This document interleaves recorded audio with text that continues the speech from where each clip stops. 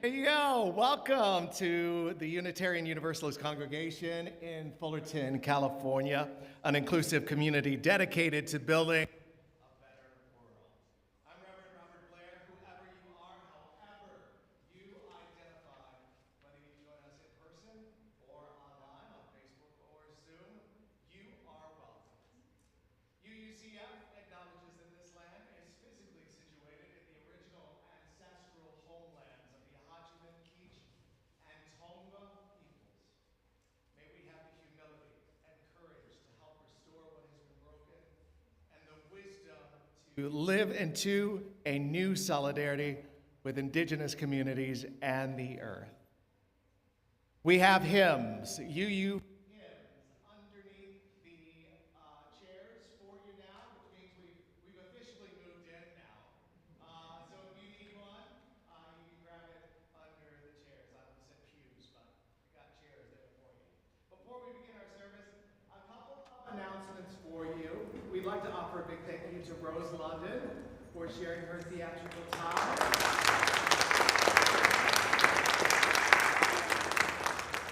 Her one-woman show and the help of everybody raised $2,400 for Planned Parenthood yesterday.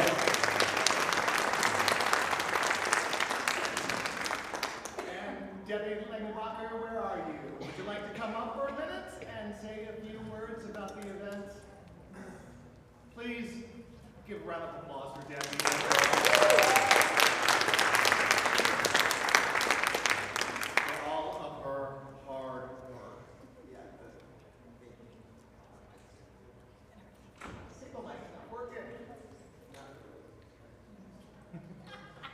This one, check, 1, 2.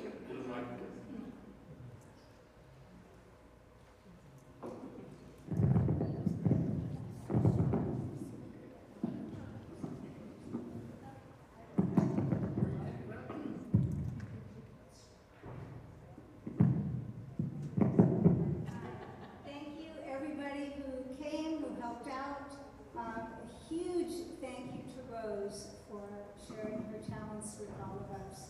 And I want to thank Grant especially for his help with the lighting and the sound effects, and to Harry for his help with the slides. And I want to thank Linda and Ellie and Mary for helping with selling tickets. So it was a wonderful event, and Planned Parenthood came and they left us with some swag on the table in the narthex, so feel free to get a pin.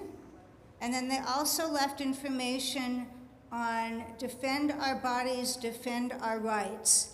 And that flyers are for this event, which is on the 13th, are sitting on the table right next to the budget. And this looks to me a lot more interesting than the budget, but you might disagree. So anyways, thank you everybody who helped make this a success for Planned Parenthood. But it will help a number of women in ways that will change their lives forever and change their families and others around them as well. So thank you so much.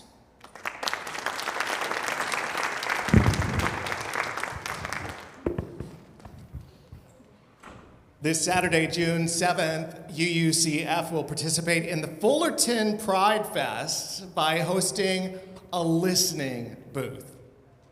And that's one of the best things that we can do is to listen to our LGBTQ plus siblings. They've got a lot to say, and it's time to be present with them, especially right now. So please join us for that. We still need volunteers to help with setup, takedown, decorations, and of course, if you would like to be a listener and a hugger, especially for those moms out there, we need those moms out there to hug. Dad hugs too. And what? Dad hugs. Dad hugs. We need our dad hugs too, as well. There's a sign-up sheet at the welcome table. Next Sunday is an important day for a couple of reasons. One, it is our Flower Communion Sunday. So, a reminder to bring a flower, and you'll take a flower. It's a really beautiful event, even with the May gray out there, to celebrate all of the meanings of flowers and the metaphors that you will be. I love a good metaphor. You're going to hear a lot of them on the sermon next week, but please bring your flower so that you can take a flower home. After flower communion, we will have our congregational meeting with those amazing purple sheets of paper that Debbie was talking about. So get your printed copies, the agenda, the bylaws, and the budget. They are available right out there. We need your help. We need to have 50 subscribers before YouTube's going to allow us to live stream on their platform. We're going to be live streaming everywhere. Everywhere. On Zoom, on Facebook, and now on YouTube. So we need your help. Go to UUCF, the YouTube channel there, and give a like and a subscribe. Welcome summer on June 21st by celebrating a day of music here at UUCF. Our sanctuary is a host site for several musical performers, including many you might recognize. And we would like to say a special hello and welcome to our guest speaker, Michael Eselun. He serves, yes. He is a familiar face around here, and it is wonderful to have him back.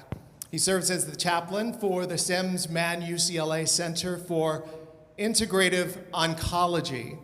Two-time TEDx speaker, Michael speaks extensively to healthcare professionals, patient populations, and faith communities across the country. Long serving as an adjunct faculty at the Wiesenthal Center Museum of Tolerance, he also worked as an activist, educator, addressing anti-LGBTQ+ bias in the larger community for well over 30 years. Michael was recently inducted into the UCLA Semel Institute Eudaimonia Society. I hope I said that right, in recognition of having lived a meaningful, driven life. Again, we welcome Michael Eselun as our special speaker today. We'll be sharing our joys and sorrows a little later on in the service. So if you're in the sanctuary, they're in the back, the pink slips. Please make them as legible as possible for me. My dad's a doctor, so I can do pretty well with messy writing, but it would be wonderful if you could do that. They're in the back, and you can fill them out up to the end of time for all ages. If you're joining us online, I invite you to post your joy and sorrow in the comment section, as well as saying hello and where you are worshiping with us from. And now those in the sanctuary are welcome to take a moment to greet one another before we start our worship service.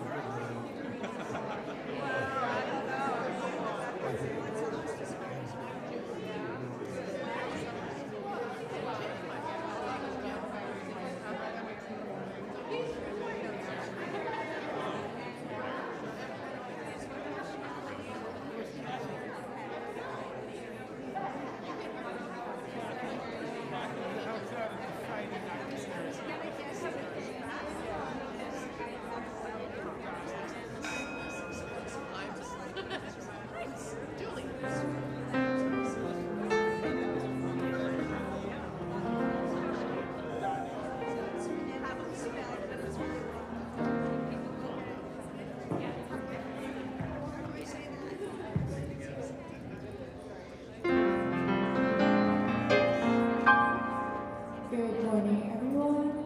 It is so great to see you on a wonderful sunny Sunday. Wait, is it moving up there? Okay, great, perfect. For our opening hymn, we'll be singing hymn number 1018, Come and Go With Me. Please rise in mind, body, or spirit and join us in singing.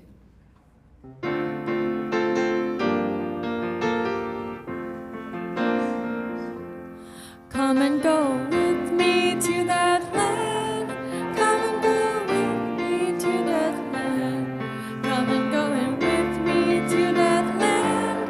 Where I'm gone, where I'm gone. Come and go with me to that land. Come and go with me to that land. Come and go with me to that land. Where I'm gone.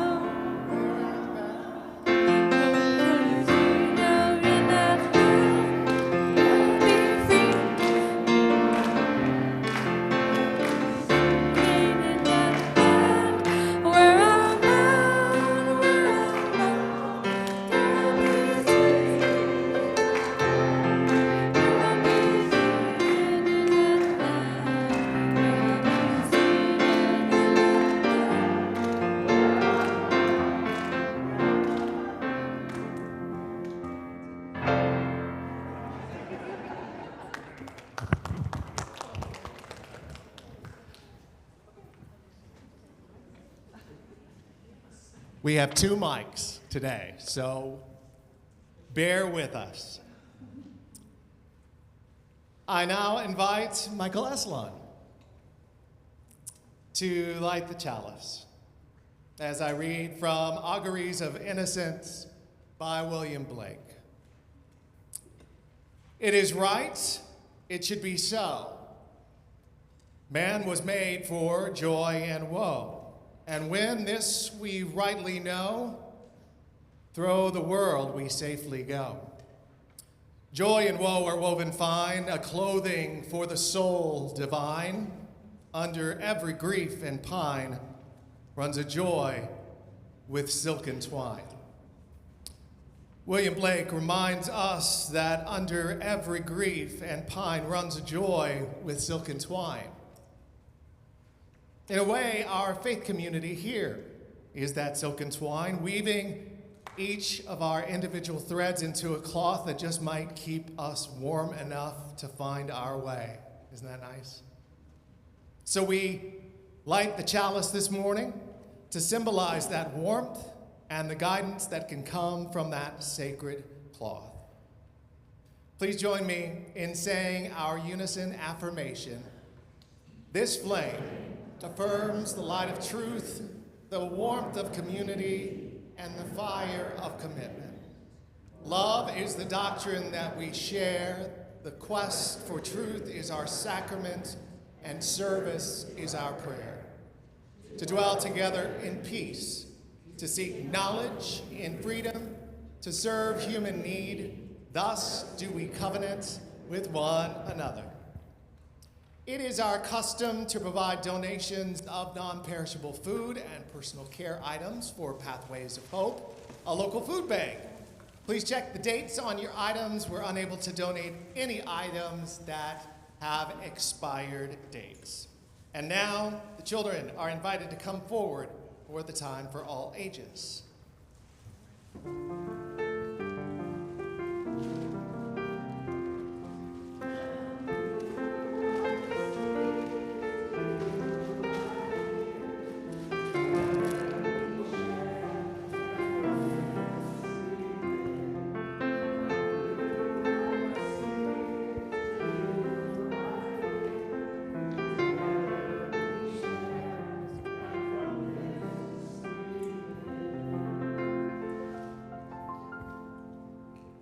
Good morning, everybody.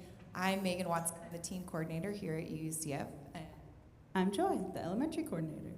And today we are going to be reading a story called Extra Yarn by Mac Barnett, illustrated by John Klassen. And this is a story that's set in a very snowy, wintry place, and it's very gross and hot out, so just pretend that we're in this place instead of, Southern California. On a cold afternoon in a cold little town where everywhere you looked was either the white of snow or the black of soot from chimneys, Annabelle found a box filled with yarn of every color. So she went home and knit herself a sweater. And when Annabelle was done, she had some extra yarn. So she knit a sweater for Mars too, but there was still extra yarn. For the adults, Mars is her wee little dog. And when Annabelle and Mars went for a walk, Nate pointed and laughed and said, "You look ridiculous." "You're just jealous," said Annabelle. "No, I'm not," said Nate. But it turned out he was. She made him a sweater. And even after she'd made a sweater for Nate and his dog, and for herself and for Mars, she still had extra yarn. At school, Annabelle's classmates could not stop talking about her sweater. "Quiet," shouted Mr. Norman. "Quiet, everyone. Annabelle, that sweater of yours is a terrible distraction. I cannot teach with everyone turning around to look at you." "Then I'll knit one for everyone," Annabelle said, "so they won't have to turn around." "Impossible," said Mr. Norman. "You can't." But it turned out she could, and she did, even for Mr. Norman. And when she was done, Annabelle still had extra yarn. So she knit sweaters for her mom and dad, and for Mr. Pendleton, and Mrs. Pendleton, and for Dr. Palmer, and for little Louie. She made sweaters for everyone, except Mr. Crabtree, who never wore sweaters or even long pants, and who would stand in his shorts with the snow up to his knees. "No sweater for me, thanks," said Mr. Crabtree. So she made Mr. Crabtree a hat. And even then, Annabelle still had extra yarn. She made sweaters for all the dogs and all the cats and for other animals too. Soon people thought, soon Annabelle will run out of yarn. But it turned out she didn't. So Annabelle made sweaters for things that didn't even wear sweaters. What has she made sweaters for? Houses, bird houses, mailboxes. Oh my gosh, this whole town. Things began to change in that little town. News spread of this remarkable girl who never ran out of yarn, and people came to visit from around the world to see all the sweaters and to shake Annabelle's hand. One day, an archduke, who was very fond of clothes, sailed across the sea and demanded to see Annabelle. "Little girl," said the archduke, "I would like to buy that miraculous box of yarn, and I am willing to offer you $1,000,000. "No, thank you," said Annabelle, who was knitting a sweater for a pickup truck. The archduke's mustache twitched. $2,000,000, he said. Annabelle shook her head. "No, thanks." $10,000,000, shouted the archduke. "Take it or leave it." "Leave it," said Annabelle. "I won't sell the yarn." And she didn't. So that night, the archduke hired 3 robbers to break into Annabelle's house. And they stole the box and took it to the archduke, who set off across the snow and sailed over the sea back to his castle.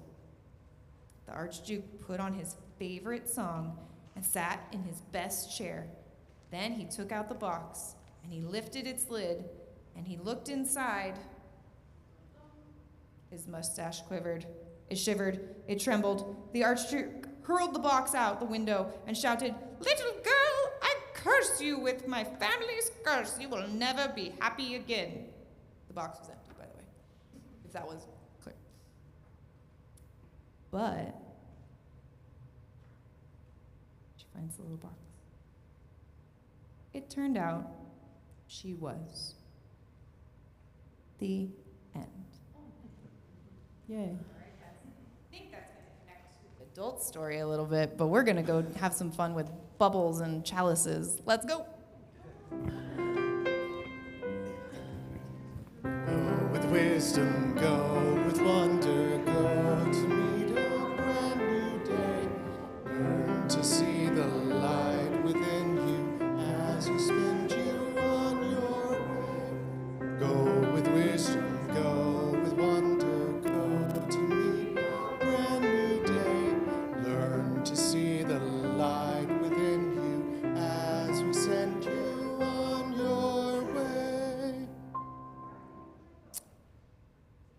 Those joining us online are invited to share in all caps of joy or sorrow in the comments section. And Mark will be helping me light candles for those sharing online, and those in the sanctuary, you are invited to come forward to light your own candle.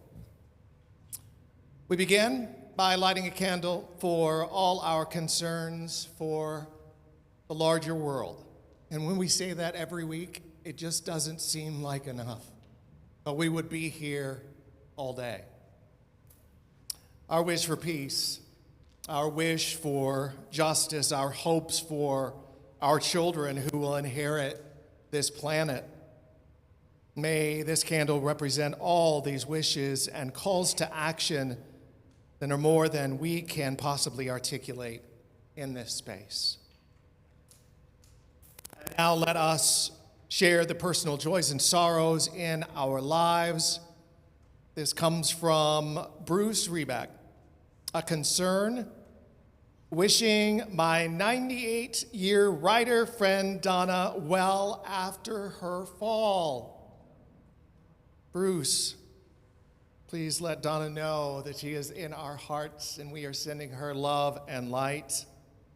Can't wait to see her back here.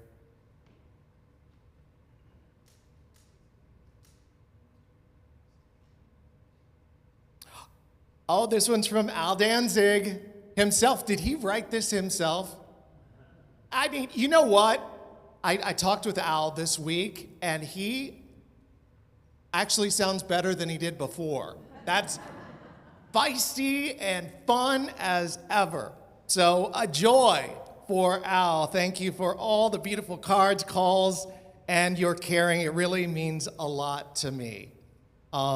Judith and I have talked. It has been a rocky road here and there, but it seems like Al is on the other side and at home.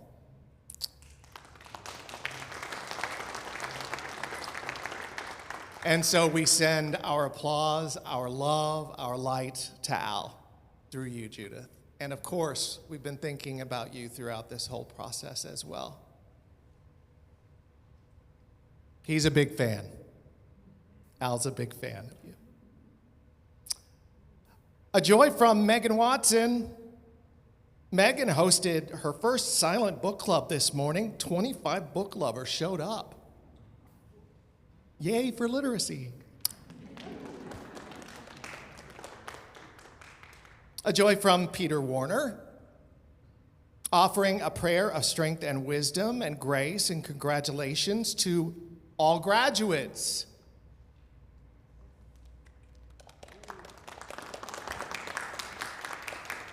Or as we say, congratulations. An announcement, the railroad between San Juan Capistrano and Oceanside reopens for the summer events in San Diego. That's good news. Saturday. All right, thank you, Peter. Peter also has a sorrow. His mom, Irene's group home, has been having a bad bed bug infestation. His mom has had bed bugs and her housemate as well, so we lift up her. Peter also wants to offer congratulations and joy to Pope Leo.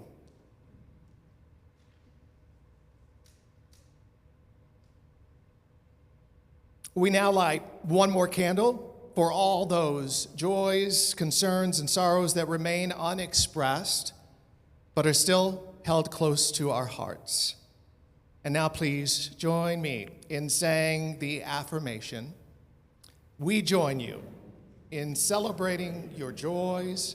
May you feel our love and compassion for your sorrows and concerns. For all that is spoken and unspoken, may the caring of our beloved community sustain us all.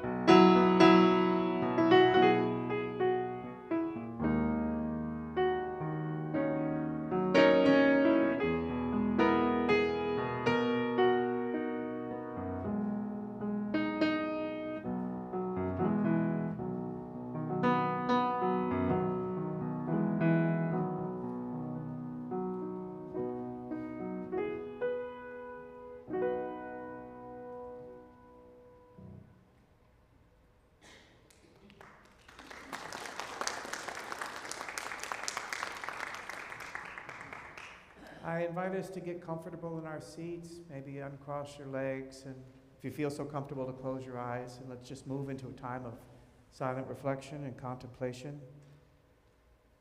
Let's take a few nice deep breaths as we settle in. And I invite you to let the words of Wendell Berry wash over you and seep inside. It may be that when we no longer know what to do, we have come to our real work.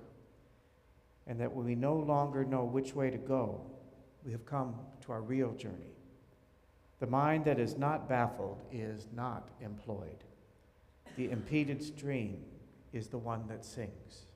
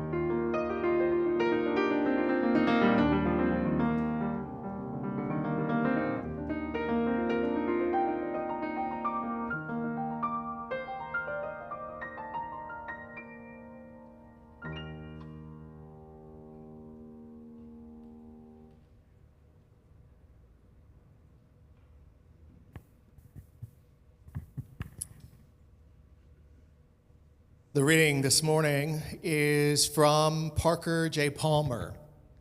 It is titled, Everything Falls Away. sooner or later, everything falls away. You, the work you've done, your successes, large and small, your failures too. Those moments when you were light, alongside the times you became one with the night. The friends, the people you loved who loved you, those who might have wished you ill. None of this is forever.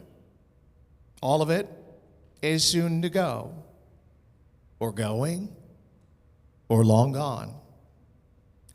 Everything falls away except the thread you followed, unknowing all along. The thread that strings together all you've been and done, the thread you didn't know you were tracking until toward the end you see that the thread is what stays as everything else falls away. Follow that thread as far as you can, and you'll find that it does not end, but it weaves into the unimaginable vastness of life. Your life never was the solo turn it seemed to be. It was always part of the great weave of nature and humanity, an immensity we come to know only as we follow our own small threads to the place where they merge with the boundless whole. Each of our threads runs its course, then joins in life together. This magnificent tapestry, this masterpiece in which we live forever.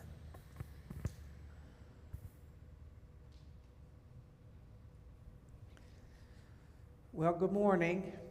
It's very nice to be here. This is my 19th visit to this congregation.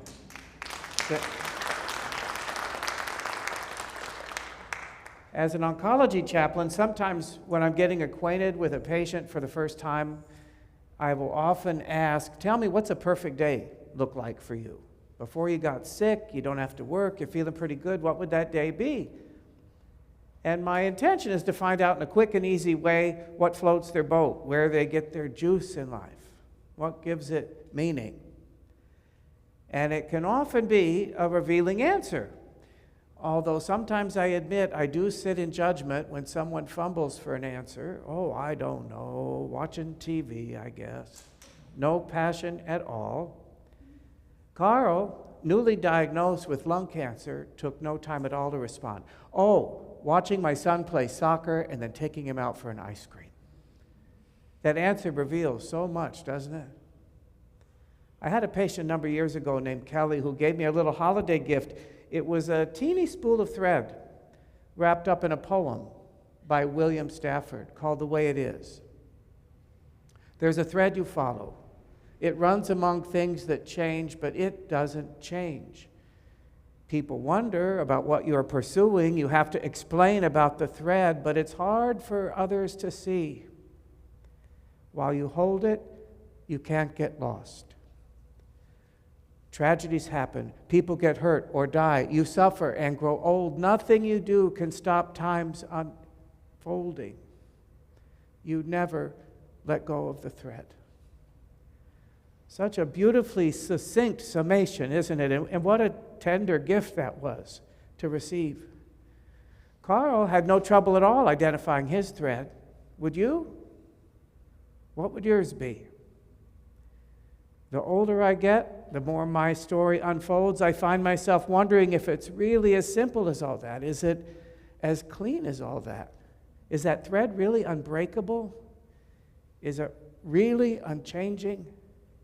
I thought I had a good grip on it, but then divorce happened, or cancer, or bankruptcy, or Parkinson's disease, or the career that seemed to define me vanished. Do I have to find a new thread now?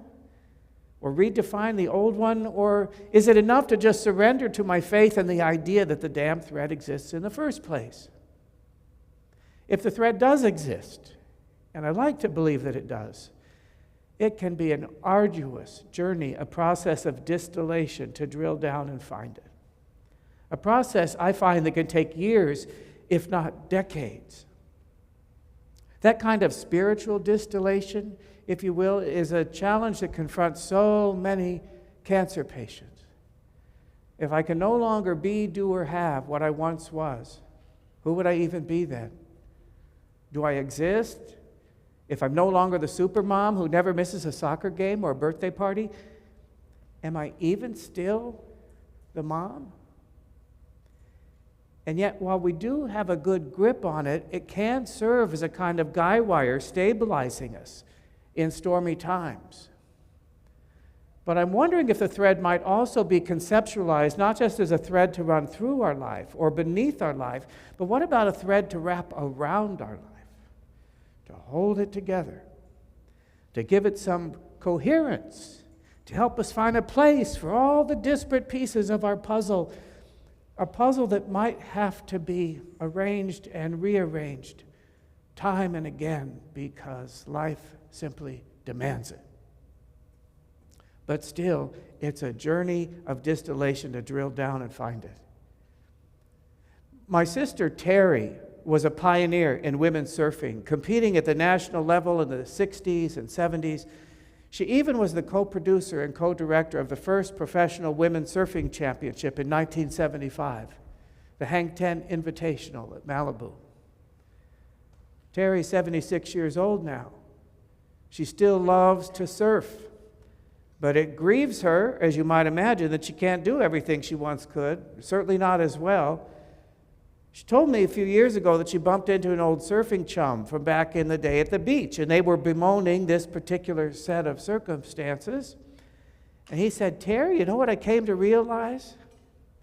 It was always just about getting wet." I love that. I thought it was about thrills or big waves or competing or winning, showing off. No, it was really just about getting wet. As an old former professional dancer, I confront the very same challenge every Saturday in dance class, coming face to face with the limitations of a body that will not do what it once did. It's not easy. But a number of years ago, I came to a different relationship with those limitations that has everything to do with essence. I have never seen a dance performance that knocked me in the gut with more power, more intensity than Donna McKechnie in the original Broadway production of A Chorus Line at the Shubert Theater in New York City, 1976. That was some kind of heady experience for this 21-year-old aspiring professional dancer from Los Angeles on his first trip to New York City. Kind of transcendent, actually. Well, a number of years ago, Donna performed at an AIDS benefit here in Los Angeles. She was maybe in her 60s at the time. She'd put on quite a bit of weight. She wore this big flowing caftan-like dress. She offered a highly truncated version of her tour de force from A Chorus Line, The Music in the Mirror. Oh, there were echoes of the original choreography, remnants hitting an arm gesture, a line, the flick of a head. I sat in my seat and just sobbed. Not out of sadness or sorrow for what was lost or missing, but crying at the unmistakable beauty of essence, of her essence. An essence that might have even been camouflaged once upon a time by her youth and agility. In some ways, it was a more potent, more impactful performance than had she been soaring across that stage at the Shubert in front of that bank of mirrors in that red dress. Distillation. I'd been told that Keith had been a brilliant architect, but when I met him, his diagnosis of glioblastoma had robbed him of all of that brilliance. That brain tumor robbed him of the ability to even find words to complete a coherent sentence. Still, he loved to see me every week, so we would meet for an hour. Hard to have a conversation, but there was one sentence he used quite readily and often. "I'm sorry. I'm sorry." As if his whole being had been distilled down to a sense of apology for not being able to be who he once was, for not being able to communicate clearly. I finally had to say, Keith, one rule in here: no more "I'm sorry." We can spend this hour any way you like. We can just sit and meditate. We can take hands and just look at each other. We can cry. We can pray. But no, I'm sorry. This has to be at least one place where you don't feel like you're letting yet one more person down. Certainly not me. I never got to know Keith in the context of his brilliance. And yet I kind of fell in love with the guy, with the sweetness of his smile, his tender heart, his gentle spirit, distillation.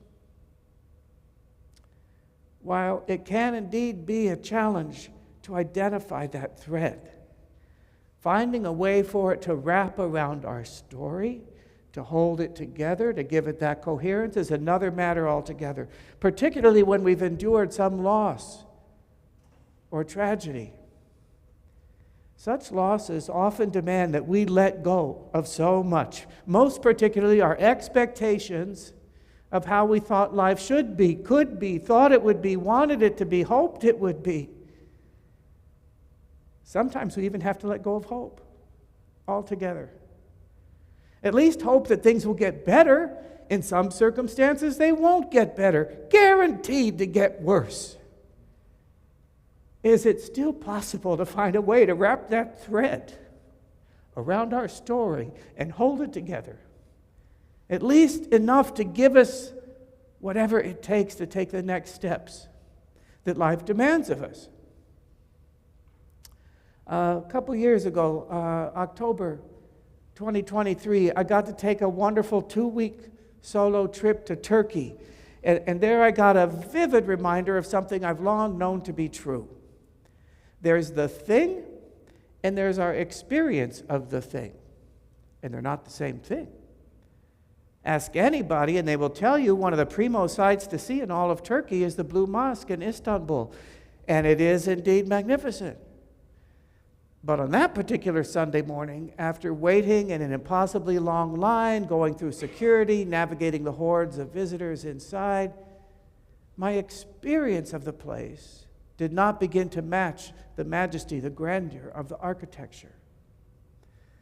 By contrast, I had a far more meaningful, potent, even tearful experience visiting a far more modest 13th century wooden mosque called Ashrafoglu in a teeny village called Beyshahir.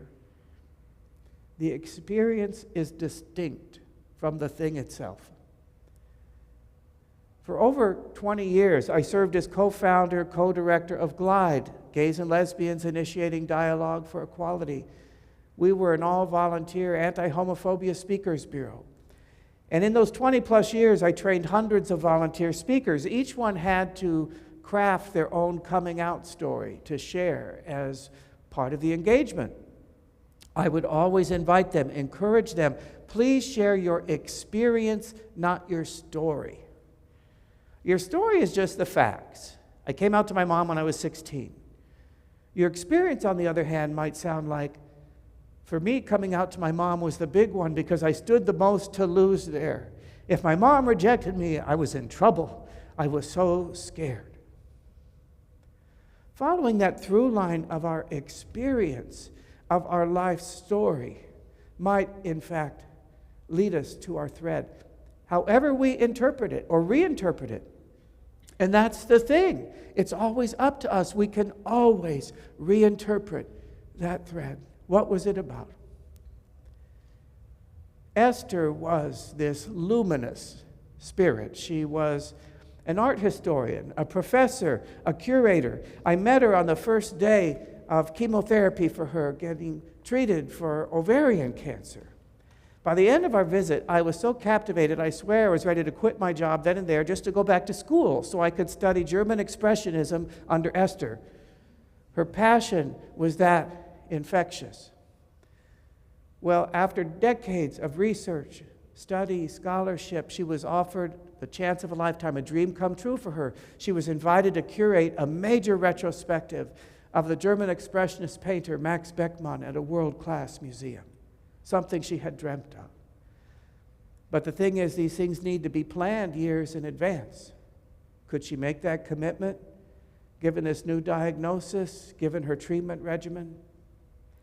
She wrestled with questions, as you might imagine. But Michael, maybe I have to say yes. Maybe I just have to make that kind of commitment. Maybe that's just the affirmation my body would need to heal. What do you think? Sadly, her disease progressed and she had to decline the invitation. As we wandered through the rubble of her disappointment, we looked at what was the essence of what had been lost. And had it been lost? Was the essence really the opportunity to curate this exhibit? Was it about this recognition? Was it about the world-class museum? Was it even about the art? Or was the essence her passion and her capacity to inspire, to give breath to others, as she had done countless students, me, one graduate student of hers, changed her whole dissertation fieldwork course of study after taking one class with Esther. That passion cannot be lost, cannot be thrown away. Perhaps that passion, that capacity to inspire, is her version of getting wet. Maybe that's the thread that could wrap around her story and hold it together, as tragic as it was. A few years ago, I came upon an essay in The Atlantic in which the essayist drew a distinction between obituary virtues and eulogy virtues. Obituaries, when you think about it, often read like a resume. Just the facts. He was born here, went to school there, married this person, had these kids, worked here, won these awards, loved to play golf, and then he died.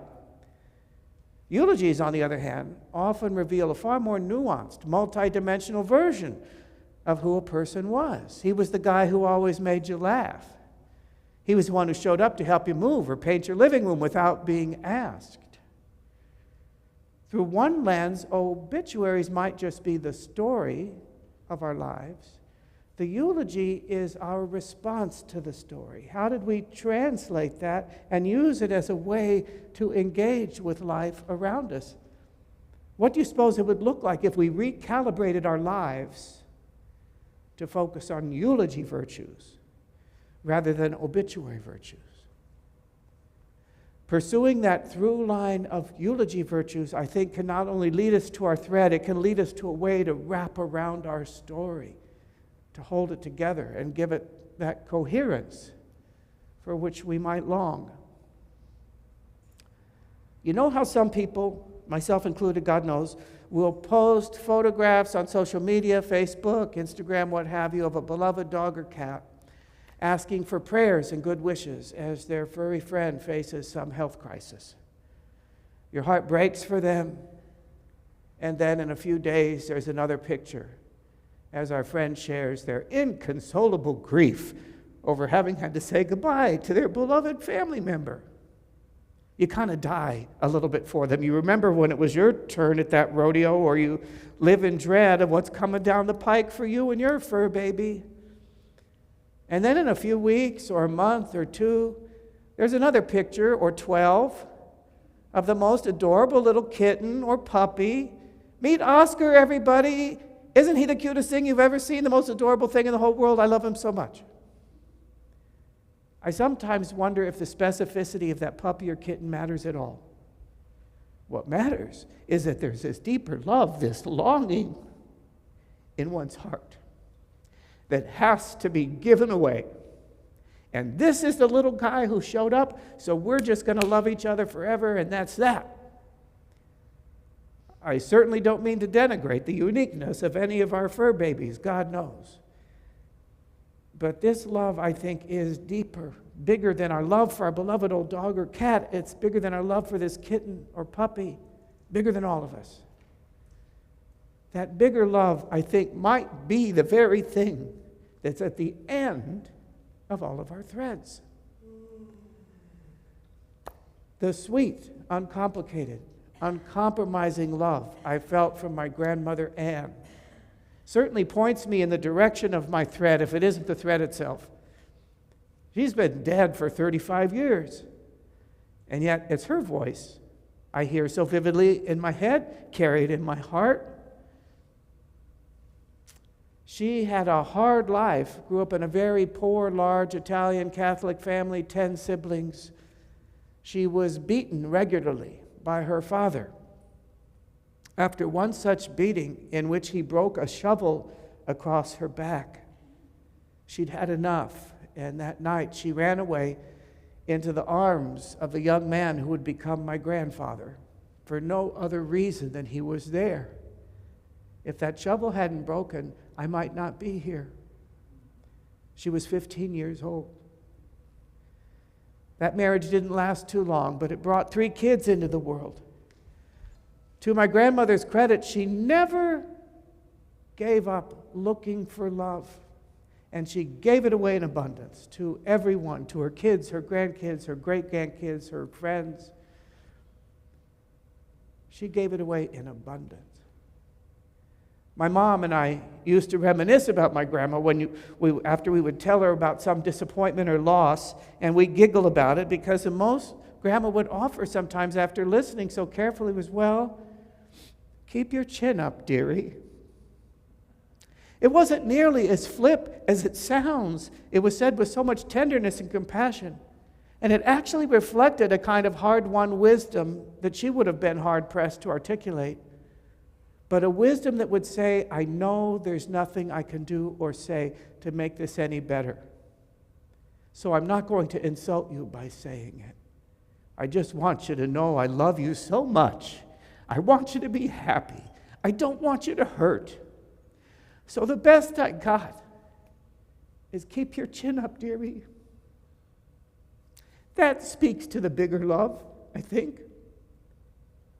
Sometimes a patient will ask me for a prayer or a blessing, and I will often include this. May we keep our hearts and eyes open to recognize blessings we don't know we're looking for. Oh, may that be so. I don't know, though. But in the meantime, keep your chin up, dearie. Thank you.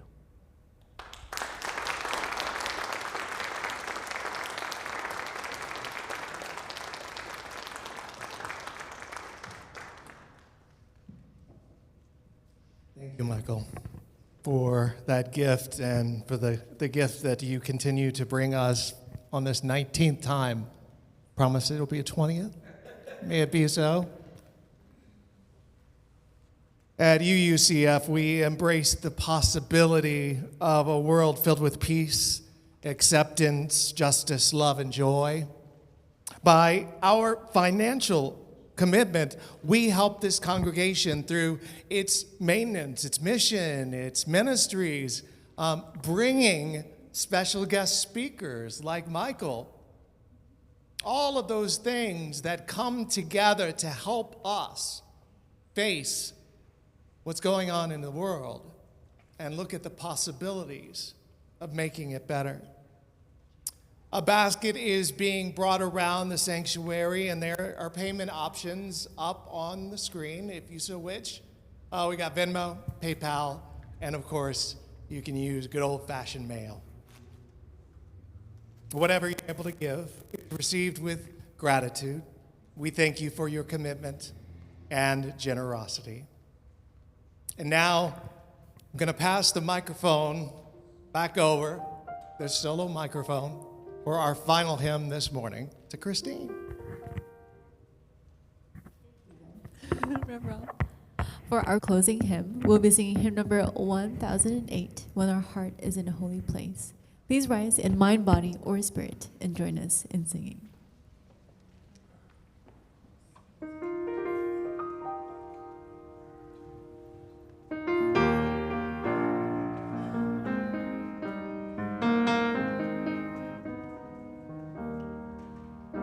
When our heart is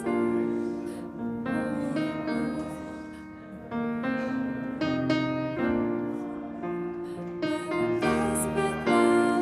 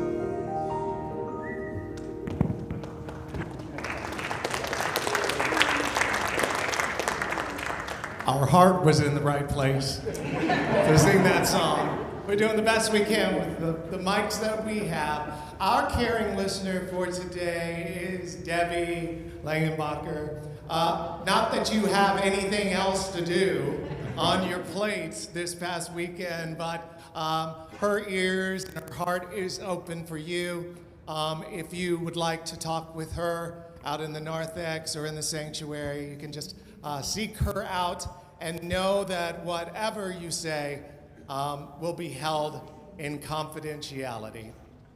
And now, our final words from Michael Eselun. So if it feels so comfortable to take the hand of the one next to you, or not, be sure to wash your hands before you touch your face. It's still colds and flu season. Let's close our eyes and just breathe. Breathing in the love, the intention, the commitment of this community to come together and to connect. And as we exhale, can we release the light and the radiance of our coming together, not only back to each other, but to the larger circles of life. As we move forward from here back into our lives this week, may we keep our eyes open for the thread, realizing at times it may be slippery, easy to miss, but it's strong. May it guide us always to the place of bigger love. So be it. And Michael, would you do us the honor of extinguishing the chalice for us with the bell right there? We now extinguish this chalice, but not the light of truth, the warmth of community, or the fire of commitment. These we carry in our hearts wherever we may go. And so we say together, Amen. Amen. Shalom. Salam. Namaste. And blessed be. And now let us sing together. Go now in peace, go now in peace. May the spirit of love surround you everywhere, everywhere you may go. Go now in peace, go now in peace, go now in peace.